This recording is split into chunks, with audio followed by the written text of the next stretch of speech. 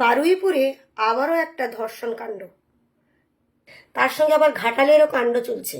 তো এই কাণ্ডগুলো কি বন্ধ হওয়ার নয়, বা বিচার কি পাবো না আমরা? তো এইসব ঘটনা শুনলে বা জানলে আমাদের বাড়িতেও মেয়েরা বড় হয়ে উঠছে। তো মেয়েদেরকে বাইরে কিভাবে বের করব, পড়াশোনা করাবো, সেগুলো ভাবছি। এই 11 বছর যদি মেয়েদেরকে এইভাবে জীবন দিয়ে দিতে হয়, তাহলে মানে আমাদের বাড়িও সেই 11 বছরের বাচ্চা রয়েছে, তার থেকেও ছোট বাচ্চা, বড় বাচ্চা, সকলেই রয়েছে মেয়েরা। তো মেয়েদের কি কোনো দিন বিচার পাবে না মেয়েরা?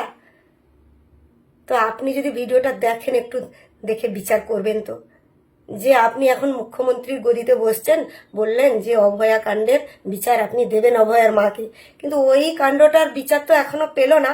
তার সঙ্গে আরো সেই মর্মান্তিক ঘটনা ঘটেই চলেছে দিনের পর দিন। তাহলে কোন সরকারকে আমরা বিশ্বাস করব বা কোন সরকারকে ভরসা করব? তো যেই সরকার আসছে ওই সরকার ওর মতোই কাজ করছে। একটা বলে না, লঙ্কায় রাজা বসলে তার রাজত্ব রাজারই হয়, তো ওইভাবেই হয়।